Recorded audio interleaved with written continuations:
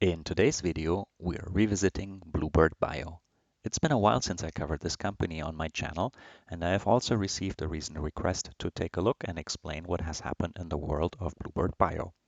Although I have a PhD in biomedical engineering and over 15 years of working experience in the healthcare industry, I do not intend to give you investment advice.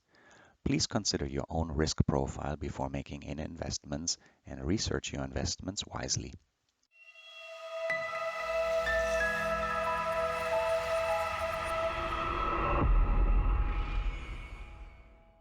Obviously, the fastest way to find out what Bluebird Bio have been up to is to head over to the Investor and Media section. So let's take a look at the press releases. If you're anything like me, you probably also try to follow on the companies that you are invested in, and because we are all strapped for time, I wouldn't blame you if you did it like me, how I used to do it, just skimming the headlines to see if companies I'm invested in are still, yeah, on track ultimately. And well, because that is ultimately not really the best idea, this is also one of the reasons why I have started this channel. So let's take a look in detail. So let me demonstrate to you where the problems lie and why ultimately I am not that happy in the way that Bluebird Bio basically make the headlines for their announcements. So around summertime, June, I had the last update on Bluebird Bio on this channel.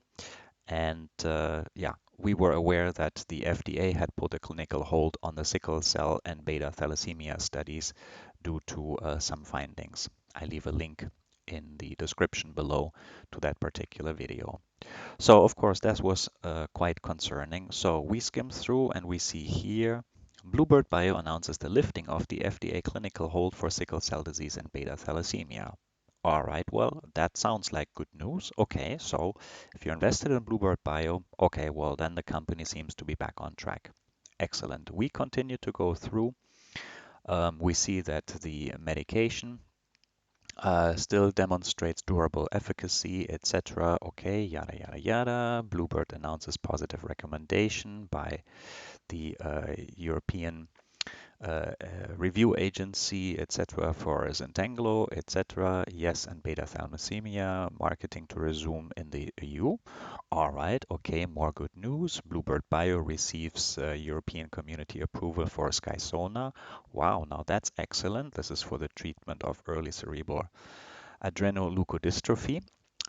Perfect. So they seem to be right on track. Reports to develop next generation cell therapies. Excellent, excellent. Okay, Q2 earnings. Probably we should take a look, but we're busy. So we skim through. All right, some management board appointments, etc., etc. So then, okay. We see here Bluebird Bio submits biologics license application to FDA for further treatments, etc. Okay, seem to be on track. Perfect. They have the business separation. All right, I was kind of aware of that, but that seems to be on track. Excellent, excellent, excellent. Okay, footprint, etc. Right, so we are back here, and it seems like everything is going just fine looking at the headlines that we have just skimmed through, probably in the same pace in which maybe some of you also skim these kinds of headlines without actually going into detail. Now, of course, we all know we should have probably read every single one of those press releases, huh? But then again, in reality, nah, who really has the time? So certainly I don't blame you. However, I still have quite a bone to pick with Bluebird Bio because skimming the headlines here from their press releases, did any one of you, if you follow just the headlines, get the information that Bluebird Bio are completely shutting down their entire operation in Europe? Huh? What you say? Yeah, no shit. What? Ultimately, where you should have become aware of it is actually from their August 9 announcement, which titles lightly written Bluebird Bio presents second quarter financial results and provides operational update. Hmm, okay. Don't you think perhaps it might have been a better idea to actually write here and provides update on Europe business shutting down? I think that headline would have probably caught more attention and more eyes. But hey, why bother? Well, okay, then let's take a look at this announcement. So, okay, up here you have to keep reading and reading. The important information about the European shutdown of operations is actually buried quite deep in this document as well. So if you just skimmed the first few lines, you again wouldn't have found this. So we're basically here. Um, in connection with the planned completion of the business separation and pivot to US-centric efforts, well, okay, that means ultimately the orderly wind down of its operations in Europe and to explore how to give patients in Europe access, etc., through potentially out licensing. All right, all right, all right. Now, the decision to go out of Europe is then explained a little bit further down here. So, related to the challenges of achieving appropriate value recognition and market access for Zynteglo in Europe, which makes it difficult to bring gene therapies like Zynteglo and Skysona to patients and physicians in Europe for a small company at this time. Mhm. All right, okay, buried deep inside of the document here. To me, this should have been, as I said, on the headline in the press releases. But okay, interesting strategy. As I'm recording this, I'm still shaking my head in disbelief, but I must move on. We are here at the November 5 press release, the third quarter financial results and recent operational progress. Okay, interesting way of stating this. Well, certainly they have done the completion of the separation or the spin-out ultimately of 2seventy Bio. Okay, but I'd like to again belabor the point of the Europe wind down. So a few months ago, they had just announced that they have received the marketing authorization for Skysona in the European Union, and now they state on October 21st, they announced that they will withdraw the regulatory marketing authorization for Skysona from Europe, and also well from the MHRA in the UK. This in combination with Zynteglo, for which they also had received obviously the marketing authorization. I just really still can't quite follow that. Both drugs had the orphan drug designation, which would have ensured them ultimately market exclusivity until a better product comes along. And we have discussed on my channel as well some of the competition and Crispr Therapeutics following in on their heels with regards to treatments for beta thalassemia and sickle cell disease as well. But nevertheless, ultimately, Bluebird Bio would have been the first in the market, and with the orphan drug designation, that would have been a nice position to have. So I think I owe it to you to dig a little bit deeper and try to explain why they came up with the decision to withdraw from the European market. And since we're dealing with orphan drugs, the general population of the locality or geography where Bluebird Bio intends to sell their medicine is ultimately of importance as well. So, as you can see clearly, US roughly 330 million in terms of population. So, if we take that for Europe, then you see that we have in Europe a population of 746 million people. So, roughly twice the population of that in the US. As you can see here on the Thalassemia International Federation website, Bluebird Bio were trying to get a 1.58 million euro price tag for the gene therapy Zynteglo. And the way they agreed to be paid was actually through a proposed installment plan with 350,000 euros paid upfront and then four additional payments, which are ultimately treatment or effectiveness dependent, as you can see here. Ultimately, they are also stating that they are trying to target the similar or comparable price in other markets such as the United States, so within a reasonably close range. And Bluebird Bio had engaged in reimbursement discussions with authorities in Germany, Italy, France, and Britain. So, long story short, that price they were not actually able to get. As you can see here on pharmaforum.com, published on August 10th this year, Bluebird Bio is cited as leaving ultimately the European market because it has proven so hostile to gene therapies when it comes to pricing and reimbursement. And for that reason, Bluebird Bio has decided to quit Europe. So then here on pharmadive.com, we learn a little bit more of the details.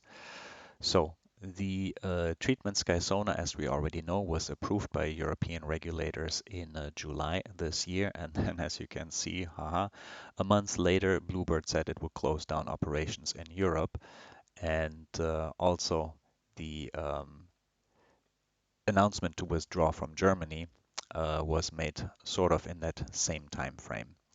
Um, Specifically, again, if we look at the pricing and reimbursement ultimately, so this is all cited in US dollars rather than in euros, but you can see here, so Bluebird Bio have set a price tag of 1.8 million for the treatment with Zynteglo, and Germany, one of the markets where they tried to get reimbursement, countered with an initial price of 790,000 US dollars per patient, and then increased it to 950,000.